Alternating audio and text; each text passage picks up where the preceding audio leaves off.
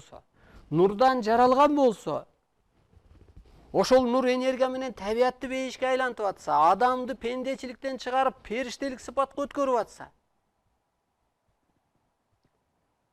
демек чын эле нурдан кеп жаралды да, асмандан жаралды.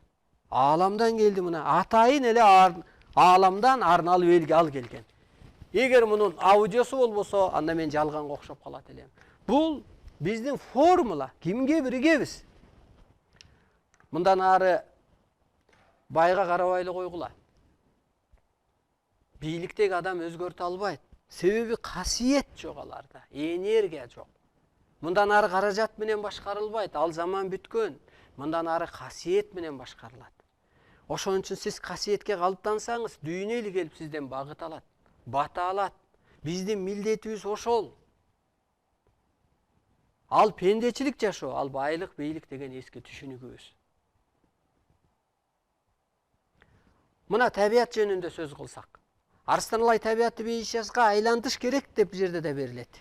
Бир жерде ушинтип берсе, экинчи жерде берилет. Батыш эли табиаттын кырсыгын, бай мамлекеттер, батыш эли дегиле башка мамлекеттер табиаттын кырсыгын токтотуп бер деп Арстанбайга кайрылат депчи. Анан табиатта өзү эмне бар? Абада. Воздух, арбайлар бар. Мазар ээси кайда? Мойдун ээси бар деп коет энелер. Анын ээси кайда? Абада. Жеренеде, мазарда, сууда, отто жан рух бар дегендей. Мына ушул 4 керемет менен дүйнөнү тегеретип атабыз. Арбайлар бир жерге от жагып атат. Мына Парижде өрт болду. Ал эски бүткөн нерсе. Ал дин. Аны ким уюштурду? Ал бирөө уюштуруп иптир, поджог кылыптыр деп, же болбосо ошо бир жерден чыгып кетиптир деп. Эң башкысы болуп атат да ал. Ага байланба деген сөз, ал белгиси. Төлгө белгиси. Бир жерде суу каптап атат.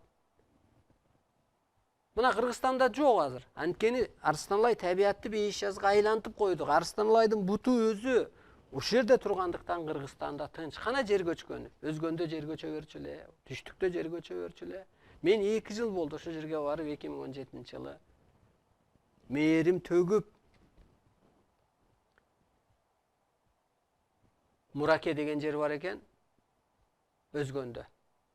Ошол жерге бос үй тиктирип, ошол жерде 1-2 күн конуп, эжелерди, агайларды окутуп коюп келген. Көрдүңүзбү? Адамдын жан дүйнөсүндө табиатты коргоп туруучу керемет бар. Эгер адамдын жан дүйнөсү өспөсө, табиатта кырсык, кыйынчылык жана башка боло берет.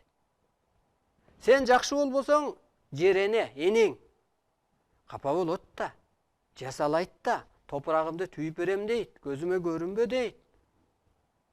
А сен жакшы болсоң, энең мээрим төгүп калат да. Мына биз дагы ошентип дүйнөгө ошо шартты окуйбуз.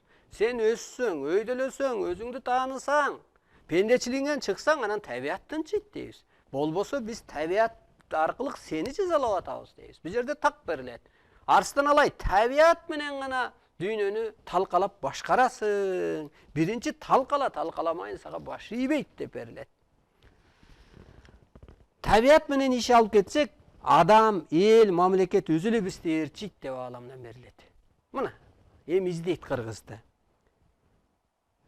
Биз табиатка канчалык сүңгүп кирсек, дүйнө кыйрайт, бизди ээрчип жөнөйт. Тилсиз табиат менен тыгыз гармонияда болуш керек бүгүнкү күндө. Табиат менен адамзат гармониясы түзүлгөндө убакыт, техника жоюлат. Биринчи азыр табиатка биз мамиле кылышыбыз керек. Мына, табиатты Арстанбай бейишязга айлантып койду. Эмнеге? Эмнеси менен? Анткени жаралган бир жалгыз ал инсан экен, адамзат боюнча асмандан келиптир бул дүйнөгө бир кызматка.